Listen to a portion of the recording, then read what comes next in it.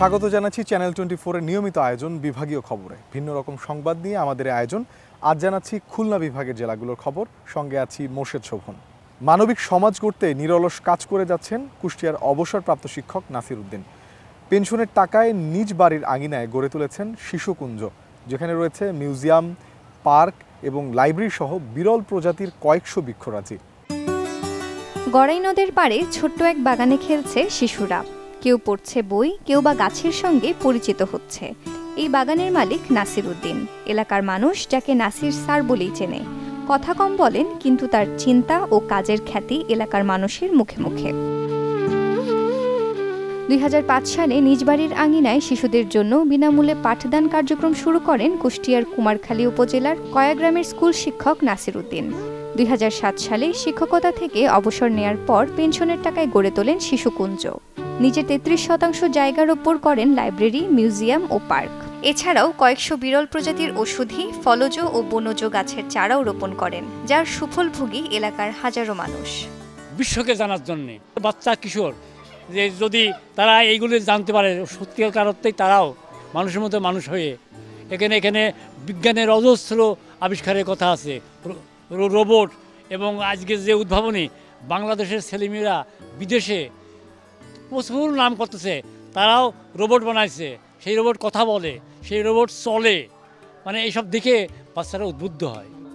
মমতাময়ী মা কুলসুম নেসারের নামে করেছেন লাইব্রেরি, যেখানে শিশুদের জন্য রয়েছে 5 শতাধিক বই। আরও রয়েছে পত্রিকার বিশাল সংগ্রহ। শিশুকুঞ্জের মিউজিয়ামে সংরক্ষিত রয়েছে পাল বংশের তৈজসপত্র থেকে শুরু করে আবহমান গ্রাম বাংলা থেকে বিলুপ্তপ্রায় নানা চিত্রকর্ম। শুধু শিশুরাই নয়, এই মনোমুগ্ধকর পরিবেশে অবসর সময় কাটাতে আসেন সব বয়সী মানুষ। যেহেতু আমাদের গ্রামের বাচ্চারা সেইভাবে সুযোগ সুবিধা পায় না, তো এখানে এসে এই সুযোগ সুবিধা পেয়ে ওরা খুবই আনন্দিত হয় এবং ওদের মানসিক বিকাশটাও খুব ভালো হয়। শতমূল, বাহারি, পাতাবাহারি, মাধবীলতা, বিভিন্ন রকমের গাছ, ফলের গাছ এগুলো আছে। ফোন, ফেসবুকের যুগে থেকে যে এটা একটা ভিন্ন রকম আয়োজন, আসলে খুব ভালো। এই বাচ্চাদের যে প্রতিভায় যে বিকশিত হচ্ছে এই উন্মুক্ত স্থানে, উন্মুক্ত এই যে সব কিছু মিলায়ে অনেক সুন্দর। এখানে আসলে আমার খুব ভালো লাগে। এখানে অনেক কিছু আছে, চড়ার মতো বই, মানে একটা লাইব্রেরি আছে, খুব সুন্দর লাগে আমার এই জায়গা। এখানে সুন্দর পরিবেশ তৈরি হয়েছে, আমরা এখানে আসি, আমাদের ছেলেপেলেরাও আসে, এখানে সুন্দর পরিবেশে কিছু শিখতে পারি, এই জন্য এখানে হয়। এমন পরিবেশ শিশুদের সুপ্ত বিকাশে সহায়ক বলছেন শিক্ষক সহ বিশিষ্টজনরা। গ্রামে একজন অতি দরিদ্র একজন স্কুল শিক্ষক, এই নাসির মাস্টার, সে যে এটা বহন করে চলেছেন নিজ খরচে, আমি হ্যাঁ আমার খুবই ভালো লেগেছে যে এই জন্যে যে এখানে যদি আমাদের দেশের সরকার বা দাতা সংস্থা তাকে সহযোগিতা করত, তাহলে উনি হয়তো কাজটা আরও চমৎকারভাবে এগিয়ে নিয়ে যেতে পারত। পাঠ্যপুস্তক থেকে আরম্ভ করে প্রচুর পুরনো খবরের কাগজ থেকে, সংবাদপত্র থেকে আরম্ভ করে বিভিন্ন রকম জাদুঘরে রূপান্তরিত করেছেন। এই জন্য আমি তার প্রতি কৃতজ্ঞ জানাই। যতদিন বেঁচে থাকবেন শিশুদের জন্য নিরাপদ সমাজ ব্যবস্থা নিশ্চিত করতে চান অবসরপ্রাপ্ত এই শিক্ষক। আমাদের দেশ এবং বিদেশে যারা আছে, বিশেষ করে সাদা মনের মানুষ, তাদেরকে আমি উদাত্ত আহ্বান জানাই যে আমার তো এই ক্ষুদ্র পেনশন এই টাকায় আমি করতে পারি, তারা যদি আরও সহযোগিতা করে তাহলে আরও মানে এই পরিসরটা আরও বড় করতে পারি এবং এই প্রজন্ম আগামী দিনে যাতে আরও ভালোভাবে সব কিছু শিখে মানুষের মতো মানুষ হতে পারে। মানবিক সমাজ গড়তে দেশের প্রতিটি গ্রামে নাসির স্যারের মতো উদ্যোগ নেওয়া হবে, এমনই প্রত্যাশা সবার। Desk report, channel 24। নানা ইস্যুতে দেশের বিভিন্ন শিক্ষা প্রতিষ্ঠানে পাঠদান যখন বন্ধ, তখন ব্যতিক্রম মেহেরপুর সরকারি কলেজ। ক্লাস, পরীক্ষা, সাংস্কৃতিক কার্যক্রম সহ খেলাধুলার বিভিন্ন আয়োজন করা হচ্ছে প্রতিষ্ঠানটিতে। এতে খুশি শিক্ষার্থী ও অভিভাবকরা। কলেজটির সাবেক এক শিক্ষার্থী অধ্যক্ষ হিসেবে দায়িত্ব নেওয়ার পর যেন প্রাণ ফিরে পেয়েছে প্রতিষ্ঠানটি।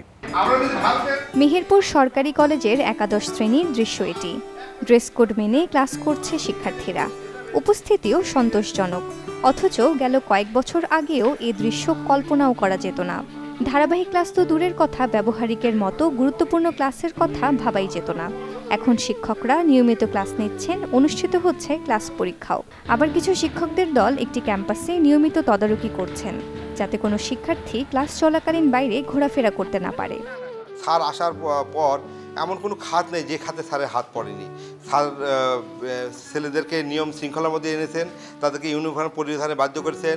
স্যার টোটাল কলেজের সমস্ত সিস্টেমটাকে কম্পিউটারাইজড করেছেন। আর আমাদের প্রত্যেকটা স্যারই খুবই আন্তরিক, সাথে আমরা যদি স্যারদের সাথে আন্তরিকতা দেখাই ক্লাসগুলো করি, তাহলে এর বেনিফিটটা যে আমাদের রেজাল্ট অনেক ভালো আসবে আমরা মনে করি। অধ্যক্ষ প্রফেসর ডক্টর এ.কে.এম. নজরুল কবির একসময় এই কলেজেরই শিক্ষার্থী ছিলেন। 2023 সালের 6 নভেম্বর তিনি অধ্যক্ষ হিসেবে যোগদান করে কলেজের চিত্র দেখে হতাশ হন, তবে এরপর নব উদ্যমে কাজ শুরু করেন। আমি প্রতিটা ক্লাসে প্রথমে যাই যে টিচাররা যাচ্ছে কিনা। হ্যাঁ, এভাবে যাওয়ার ফলে টিচাররা দেখলো যে স্যার তো প্রতিদিন আসে, তো আমাদের তো আসতে হবে। এখন তারা নিয়মিত ক্লাসে আসে এবং স্টুডেন্টরা এইভাবে ক্লাসগুলো নেওয়ার ফলে স্টুডেন্টদের আগ্রহ বেড়ে গেছে ক্লাসে আসার, ক্লাসের উপস্থিতি আগের থেকে অনেক বেড়ে গেছে। একটা কথা বলে রাখি যে এখানে আমি যখন আসি তখন যে পরীক্ষা সিস্টেমটা ছিল, সেই পরীক্ষা সিস্টেমটা কোনো নিয়মমাফিক ছিল না। যে অভ্যন্তরীণ যে পরীক্ষাগুলো হতো সেগুলো মানে তাদের সিট প্ল্যান হতো না, তারপরে খাতা দেখা ওইভাবে হতো না, রেজাল্ট হতো না। তা আমি আসার পর যেহেতু অটোমেশন সিস্টেম করে দিয়েছি, অটোমেটিক্যালি সেগুলা তাদের ওই পরীক্ষাগুলো সিট প্ল্যান অনুযায়ী যেভাবে জাতীয় পরীক্ষাগুলো হয় সেই অনুযায়ী এই পরীক্ষাগুলো এখন চলমান রয়েছে। নতুনভাবে কাজ শুরুর পর শিক্ষার্থীদের আগ্রহ দেখে আরও অনুপ্রাণিত হন তিনি। পরবর্তীতে কলেজের শোভাবর্ধন ও হিসাবরক্ষক বিভাগের আধুনিকায়ন করেন। আইটি সেকশনে যে ক্লাসটা বিশেষ করে ট্রেনিংয়ের ব্যবস্থা করা হয়েছে, আমি মূলত যে ইসলামী বিশ্ববিদ্যালয় আছে ওদের একটা প্রোগ্রাম আমার জানা ছিল যে একটা প্রোগ্রাম আছে, তো ওই ট্রেনিং দিচ্ছে বিভিন্ন জায়গায়। তাদের সাথে যোগাযোগ করে আমি তাদের বললাম যে এখানে আমাদের তো অনেক অনার্স মাস্টার্সের স্টুডেন্ট আছে, তারা যদি একটু উপকৃত হয় তাহলে আপনারা এখানে একটা কোর্স শুরু করেন। যে আমাদের কথা শুনে তারা এখানে ওই 20 দিনের একটা কোর্স তারা শুরু করেছেন। এই কোর্সের একটা বিশেষত্ব হচ্ছে তারা ওই ছাত্রছাত্রীদেরকে লাঞ্চের ব্যবস্থা করেছে, যার ফলে ছাত্রছাত্রীরা খুব উৎসাহের সাথে এই কোর্সটা গ্রহণ করছে এবং এই কোর্সটা অব্যাহত রয়েছে, আগামী জুন পর্যন্ত চলবে। অধ্যক্ষের এমন কার্যক্রমে খুশি অভিভাবক সহ কলেজের শিক্ষকরা। ছাত্র শিক্ষকের কল্যাণের জন্য স্যার যে পদক্ষেপগুলো নিচ্ছেন, আমরা সার্বিকভাবে চেষ্টা করছি যে সেই কাজগুলোকে ফলপ্রসূ করার জন্য। এই কলেজের ডিজিটালাইজেশন এবং যে সিস্টেমগুলো এটা অনন্য দৃষ্টিতে আমার কাছে খুব ভালো লাগতেছে। আমি আসলে আমার 1 মাসও হয়নি, কিন্তু কলেজটা আমাকে আসলে অন্যরকম আমি ভালোবেসে বলছি। শিক্ষার্থীদের নিয়মিত ক্লাসে রাখতে একটি প্রজেক্টরের আওতায় তথ্য প্রযুক্তির ক্লাস সহ নানা উদ্যোগ নিয়েছেন এই অধ্যক্ষ। আয়োজন করেছেন দুপুরের খাবারেরও। Desk report, channel 24। খুলনা মহানগর ও 5টি থানার বিএনপির আসন্ন সম্মেলন ঘিরে বেশ ব্যস্ত সময় পার করছেন দলটির নেতারা। দীর্ঘদিন পর এই সম্মেলন ঘিরে চাঙ্গা হয়ে উঠেছে দলের নেতাকর্মীরা। খুলনা নগরীর 31টি ওয়ার্ড ও 3টি ইউনিয়নে সম্প্রতি শেষ হয়েছে বিএনপির সম্মেলন। প্রতিটি ইউনিটে গঠন করা হয়েছে 71 সদস্যের পূর্ণাঙ্গ কমিটি। আগামী 3 ডিসেম্বর সম্মেলন হবে দৌলতপুর থানা বিএনপির, 4 December Khan Jahan Ali, 7 December Khalishpur, 9 December Sonadanga ও 10 ডিসেম্বর হবে খুলনা সদর থানা বিএনপির সম্মেলন। 5 থানায় কাউন্সিলর রয়েছেন 2414 জন। সংশ্লিষ্ট থানার ওয়ার্ডগুলোর কাউন্সিলরদের ভোটে নির্বাচিত হবে সভাপতি, সাধারণ সম্পাদক ও সাংগঠনিক সম্পাদক। ডিসেম্বরের মধ্যে সম্মেলন হবে মহানগর বিএনপিরও। থানা পর্যায়ের পূর্ণাঙ্গ কমিটির সদস্যরা কাউন্সিলর হিসেবে ভোট দেবেন মহানগর সম্মেলনে। 10 ডিসেম্বরের মধ্যে সম্মেলন, 5টি থানা বিএনপির সম্মেলন শেষ হবে। আমরা আশা করছি চলতি ডিসেম্বর মাসের মধ্যেই মহানগর বিএনপির সম্মেলন কাউন্সিলের মাধ্যমে সম্পন্ন হবে। নেতা নির্বাচন করা হবে। থানা সম্মেলন হবে হচ্ছে ওয়ার্ডের 71 সদস্য কমিটি দ্বারা, থানা কমিটি নির্বাচিত হবেন। আর মহানগর কমিটি নির্বাচন থানা কমিটির 101 জন সদস্য দ্বারা নির্বাচিত হবেন, যেটা আমাদের গঠনতন্ত্র আছে। আগে তো একটা হামলা মামলা, একটা বিভৎস চেহারা ছিল, যেটা আপনারা দেখেছেন। প্রতি মুহূর্তে আমাদের নেতাকর্মীদের গ্রেপ্তার করা হয়েছে, জেলে পাঠানো হয়েছে, মামলা দিয়ে হামলা করে আমাদের নেতাকর্মীদের ঘর ছাড়া করা হয়েছে, বাড়ি ছাড়া করা হয়েছে। আমাদের নেতাকর্মীরা এখন অনেকটা নির্ভয়ে কাজ করছে এবং একটা স্বাভাবিক অবস্থা থাকায় বাড়িতে ঘুমাতে পারছে এবং তারা পার্টির কর্মসূচিতে দলীয় সকল কর্মসূচিতে অংশগ্রহণ করছে এবং একটা প্রাণ চাঞ্চল্য সৃষ্টি হয়েছে তৃণমূল থেকেই। এরই মধ্যে সম্মেলনের প্রস্তুতি সভা হয়েছে সবগুলো থানায়। সম্মেলন আয়োজনে ব্যস্ত সময় পার করছেন নেতাকর্মীরা। নেতাকর্মীদের সঙ্গে যোগাযোগ বাড়িয়ে দিয়েছেন পদ প্রত্যাশীরা। দীর্ঘদিন পর সম্মেলন ঘিরে চাঙ্গা হয়ে উঠেছেন দলটির নেতাকর্মীরা। সম্মেলনকে ঘিরে নেতাকর্মীরা আপনি জানেন যে বিগত প্রায় 17 বছর বিএনপি কোনো আর কি ভালোভাবে জীবনযাপন করতে পারেনি, অধিকাংশ সময় জেলখানা পলাতক জীবনযাপন করেছে। কিন্তু এই হঠাৎ করে আমরা যে সুন্দর করে যে এই ওয়ার্ড বিএনপির সম্মেলন শেষ করেছি, এখন থানা বিএনপির সম্মেলন, এবং এই সম্মেলনকে ঘিরে কিন্তু নেতা কর্মীদের ভিতরে উৎসাহ উদ্দীপনা আমরা পরিলক্ষিত করছি যে এখানে নেতৃত্বের অনেক চ্যালেঞ্জ আছে, সবাই চায় নেতৃত্বে আসছে। আমাদের নেতা কর্মীরা কিন্তু এ নিয়ে উজ্জীবিত, সবাই উৎফুল্ল, যেহেতু দীর্ঘদিন হয় না এবং এখানে যেহেতু প্রত্যক্ষ ভোটের মাধ্যমে সবাই নির্বাচিত হবেন, এখানে সবাই খুব আনন্দের সঙ্গে নির্বাচনী কাজ করছেন। আমরা একদিকে দল গোছানোর কাজ করছি, জনগণের জনদুর্ভোগ যে সমস্ত জায়গায় হচ্ছে সে সমস্ত জায়গায় তার প্রতিবাদ করছি এবং জনগণের পাশে থাকার চেষ্টা করছি এবং আমাদের নেতা জনাব তারেক রহমান যে কথা বলেছেন জনগণের কাছে যাওয়ার, আমরা সেইগুলি যাচ্ছি। আর আরেকদিকে আমরা নির্বাচনের জন্য প্রস্তুতি নিচ্ছি। 2021 সালের 9 ডিসেম্বর মহানগর বিএনপির 3 সদস্যের আহ্বায়ক কমিটি ঘোষণা করেছিল কেন্দ্রীয় কমিটি। পরে 71 সদস্যের পূর্ণাঙ্গ আহ্বায়ক কমিটি হয়েছিল 2022 সালের 1 মার্চ। মামুন রেজা, চ্যানেল 24, খুলনা। দূর থেকে দেখে মনে হবে যেন মাঠ জুড়ে জ্বলছে মিটিমিটি জোনাকি, কিন্তু কাছে গেলে দেখা যাবে সারি সারি লাইট, আলোর নিচে সবুজ ড্রাগন গাছ আর লাল রঙের ফল। বাড়তি ফলনের আশায় এমন পরিবেশ তৈরি করেছেন যশোরের উদ্যোক্তা আব্দুল্লাল মামুন। ড্রাগন সুস্বাদু ফল হিসেবে দেশ জুড়ে খ্যাতি ছড়িয়েছে এবং এখন চাষও হচ্ছে দেশের বিভিন্ন জেলাতে।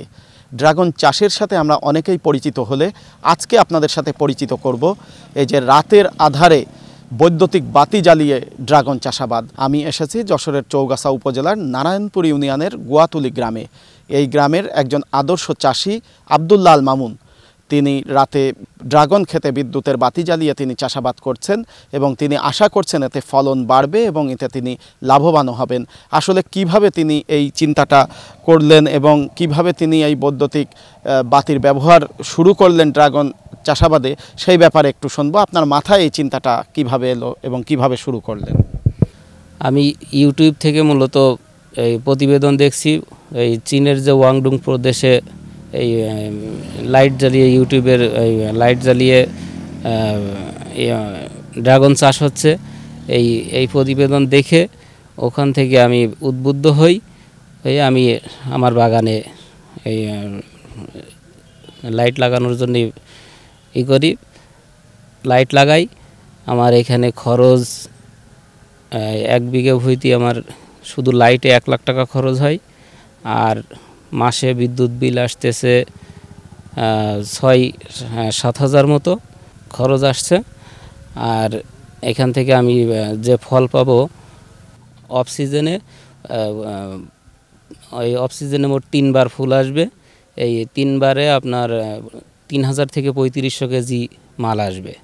এই মালটা আমি আপনার সিজনে 100 টাকা, 100-150 টাকা, আবার অনেক সময় 70 টাকায়ও আসে। সেটা অফ সিজনে আসলে আপনার সর্বনিম্ন হলো 350-400 টাকা কেজি বিক্রি হবে। এতে আমার খরচ পোষায় যাবে। অর্থাৎ আব্দুল্লাল মামুন তিনি এখানে 2.5 বিঘা জমিতে চাষাবাদ করছেন, ড্রাগন চাষ করছেন এবং তিনি যেটা বলছিলেন যে এই ড্রাগন চাষের যে প্রকল্প এটা মূলত একবার গাছ লাগিয়ে পরিচর্যা করে 10 বছর টানা 10 বছর সাধারণত চাষাবাদ করা যায়, কিন্তু এর একটা বড় সমস্যা হচ্ছে বছরের একটা বড় সময় 5 থেকে 6 মাস এই ক্ষেত অলস পড়ে থাকে।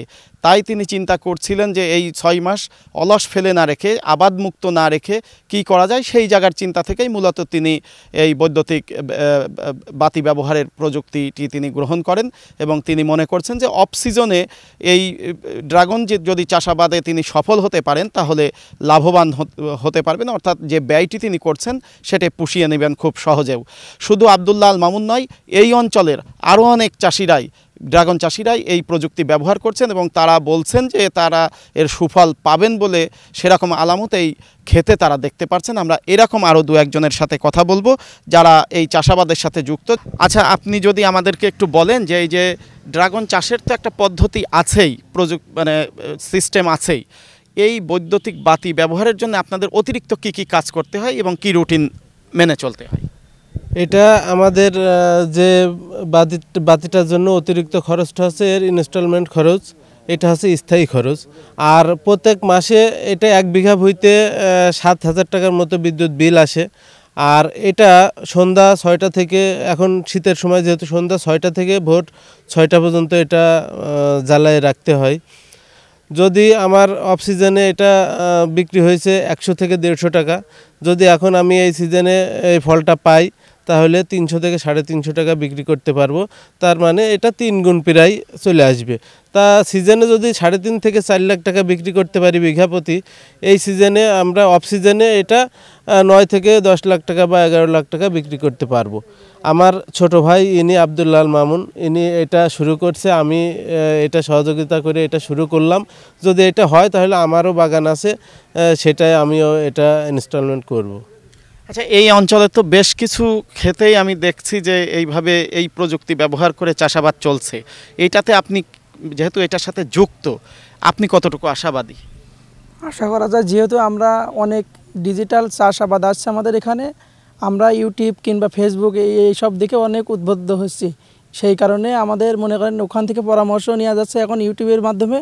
আমাদের এখানকার চাষিরা যে আশাবাদটা জানাচ্ছেন, তারা এই অফ সিজনে ড্রাগন চাষের মাধ্যমে একদিকে তারা যেমন স্বাবলম্বী অথবা লাভবান হতে পারবেন, ঠিক একইভাবে সারা বছর আমাদেরকে দেশবাসীকে এই যে ফলের যোগানটি, এই সুস্বাদু ফলের যোগানটি তারা আমাদেরকে দিতে পারবেন বলে আশা করছেন।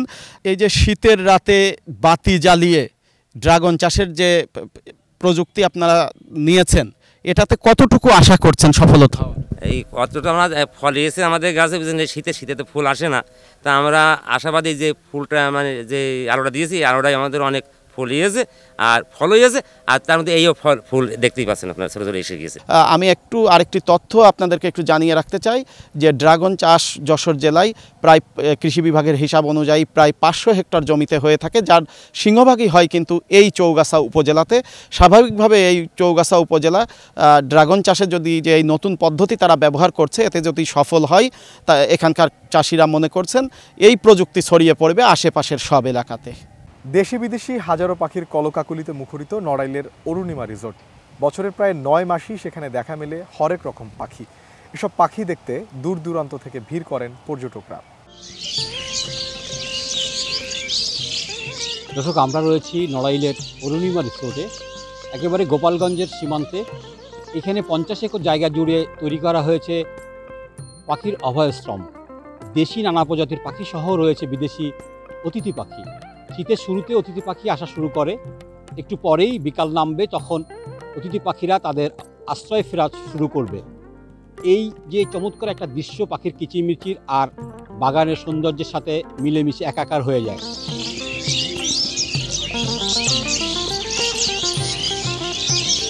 ছোটোবেলা থেকে প্রকৃতি প্রেমী আমি। যখন এখানে আমার এই লেকটা আমি তৈরি করলাম, লেকটা তৈরি করার পরেও পাখি আসা শুরু করছে অল্প অল্প।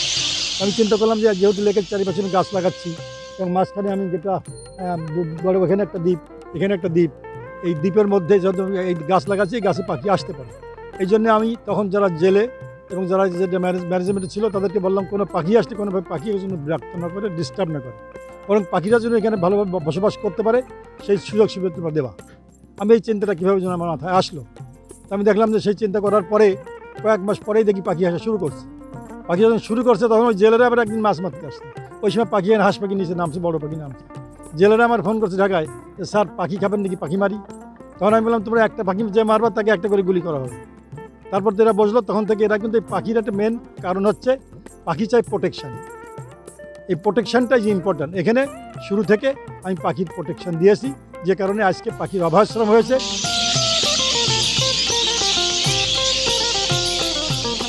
কালকে বিকেলে যখন আমরা বোটে করে এখানে চড়ছিলাম, তারপর হঠাৎ করে দেখি ঝাঁকে ঝাঁকে ঝাঁকে ঝাঁকে পাখি আসছে এবং তারা ঘুরে বেড়াচ্ছে। কাইন্ড অফ একটা আমরা বিভিন্ন ধরনের ফাউন্টেন শো, তারপর হচ্ছে গিয়ে বিভিন্ন ধরনের ফায়ারওয়ার্কসের শো দেখি না, it was kind of like that, যেটা দেখে মনে হচ্ছিলো যে কেউ একজন তাদেরকে গাইড করছে, কেউ একজন তাদেরকে মিউজিক দিচ্ছে, সেই অনুযায়ী তারা ডান্স করছে, অ্যান্ড দ্য মুভমেন্ট ওয়াজ অসম, একদম ওয়ান্ডারফুল একটা ভিউ ছিল। আমরা কোন দিকে তাকাবো বুঝে উঠছিলাম না, একবার এপাশ থেকে আসছে, একবার ওপাশ থেকে আসছে, এবং বিভিন্ন ধরনের বিভিন্ন কালারের বিভিন্ন প্রজাতির পাখি। এখানে মানে অনেক গল্প শুনছি আগে, তারপর শুনছি যে এখানে বিদেশি পাখি দেখা যায় বিকাল হলে। আসলে আমরা মানে ওইগুলো উপভোগ করার জন্যই আসছি মূলত। ঢাকা থেকে কালকে এসছি, এখানে বেশিক্ষণ লাগে না আসতে, 3.5 ঘন্টার মতো লেগেছে। তো এখানে যেই আমাদের নেচারের কাছে আসার যে ব্যাপারটা ছিল, এটা খুবই অসাধারণ ছিল। এখানে থাকা খাওয়ার ব্যবস্থাটাও সুন্দর, এবং সব থেকে বড় অ্যাট্রাকশন যেটা, সেটা হচ্ছে আপনার সন্ধে নামার ঠিক আগ থেকে সন্ধে লাগা পর্যন্ত এত পাখি, এত ধরনের পাখি, যেগুলি আমি নামও বলতে পারবো না যেহেতু শহর থেকে আসছি। অনেক ধরনের পাখি দেখে আমি মনোমুগ্ধ হব একদম। এরকম পরিস্থিতি আমি এর আগে কখনো দেখিনি।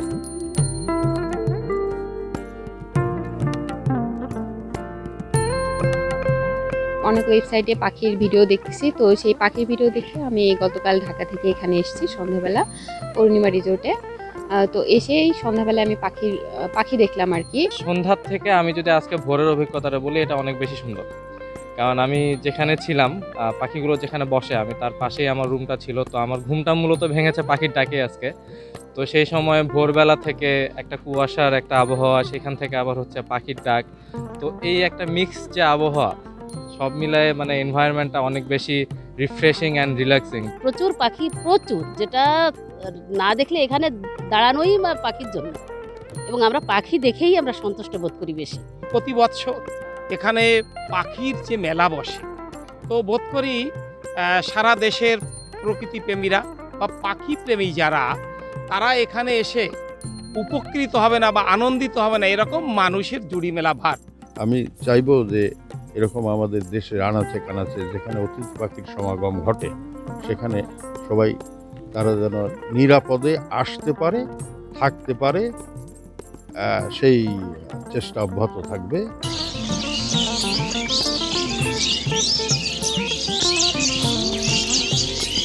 মানুষের শান্তির জন্য, মনের খোরাকের জন্য, এটা ট্যুরিজমের জন্য এর বিকল্প কিছু নাই।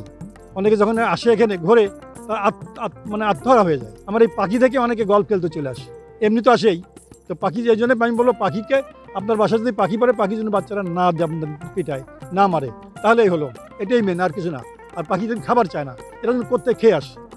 এরা সকালবেলা নামাজের পরে চলে যায়, বিকেল 5টার মধ্যে 4:30টার মধ্যে চলে আসে। একটু পরে দেখবেন চতুর্দিকে এরা এমনভাবে দৌড়দৌড়ি করতেছে, আপনার সাথে করছে। এর চতুর্দিকের বাইরেও তারা যায় না, তারা বসেছে, বাইরে গেলে তারা ওই ঘুড়ি দেবে, এটা দেবে, সেটা দেবে, মারধর করবে। এই জন্যে অ্যাওয়ারনেস ক্রিয়েট করতে হবে, এবং এটাকে অ্যাডমিনিস্ট্রেশন এবং জনগণকে, প্রত্যেকটা মানুষকে অ্যাওয়ার ক্রিয়েট করতে হবে। এটা আমাদের উপকারের জন্য দরকার, এটা দেখে মানুষ দেখে ভালো লাগে। অরুণিমা রিসোর্টের কয়েকটি লেকে পাড়ে যে গাছ রয়েছে, সে গাছে আসতে শুরু করেছে পাখি, পানকৌড়ি, কালকেউচ সহ নানা রঙের পাখি, নানা ধরনের, নানা নামের পাখি। এই পাখি দেখতে দেখতেই সবাই প্রকৃতির মধ্যে হারিয়ে যায়। প্রকৃতি আর পাখি এখানে একাকার হয়ে আছে। নড়াইলের অরুণিমা রিসোর্ট থেকে সাইফুল ইসলাম তুহিন, চ্যানেল 24। অগ্রহায়ণের শুরুতেই শীত জেঁকে বসেছে চুয়াডাঙ্গায়। কুয়াশাচ্ছন্ন সকাল আর সন্ধ্যা নামার সাথে সাথে বেশ শীত অনুভূত হচ্ছে। হিমেল হাওয়া উপেক্ষা করে ভোর হলেই গরম কাপড় গায়ে জড়িয়ে পথে নেমে যেতে হচ্ছে খেটে খাওয়া মানুষদের। চারপাশে ঘন কুয়াশা, শিশির ভেজা ঘাসের মাঝে সূর্যেরুকি, সেই সাথে শিমের ফুলের ডগায় শিশির বিন্দু জানান দিচ্ছে এসে গেছে শীত। খেজুর গাছ থেকে সুস্বাদু রস আহরণে ব্যস্ত গাছেরা, আর কয়েকদিনের মধ্যেই বাজারে উঠবে খেজুর গুড়।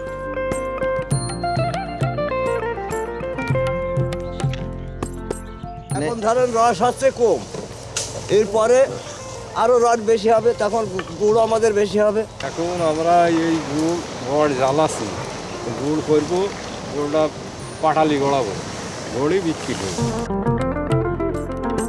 চুয়াডাঙ্গায় 14 থেকে 16 ডিগ্রি সেলসিয়াসের মধ্যে ওঠানামা করছে তাপমাত্রা। এখন পর্যন্ত সর্বনিম্ন তাপমাত্রা রেকর্ড হয়েছে 14.2 ডিগ্রি সেলসিয়াস।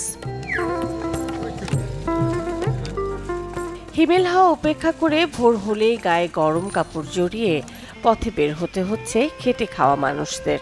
এতে দুর্ভোগের শেষ নেই। এই সকালে হঠাৎ করে শীত পড়ার কারণে আমাদের মাঠে বেরোতে খুবই সমস্যা হচ্ছে। তারপরে ঘন কুয়াশার কারণে আমাদের ঠান্ডা লেগে যাচ্ছে। আমাদের এখানে খুব শীত, আমরা খুব কষ্টের উপরে আছি, আমরা বেরোতে পারছি না। এখানে খুব কুয়াশা, শীতে মাঠে থাকা যাচ্ছে না, রাতে পুকুর পাহারা দিই, খুব কষ্ট হয়ে যাচ্ছে আমাদের শীতে ঠান্ডায়। হঠাৎ করে প্রচণ্ড শীত পড়ে গেছে, আমাদের ভ্যান চালাতে অনেক কষ্ট হচ্ছে, আর হ্যান্ডেল তো ধরাই যাচ্ছে না প্রচণ্ড শীত বলে। সকালবেলা প্রচণ্ড কুয়াশা এবং অনেক শীত, এক্ষেত্রে সাধারণ মানুষের কাজকর্ম করা চলাফেরা অনেক কষ্টসাধ্য ব্যাপার।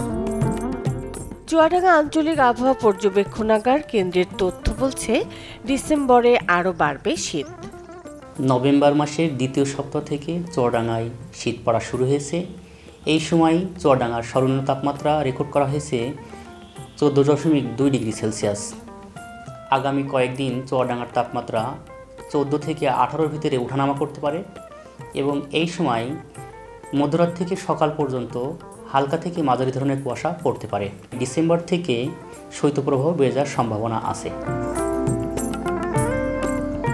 গত বছর চুয়াডাঙ্গায় দেশের সর্বনিম্ন তাপমাত্রা রেকর্ড হয়েছিল 5.3 ডিগ্রি সেলসিয়াস।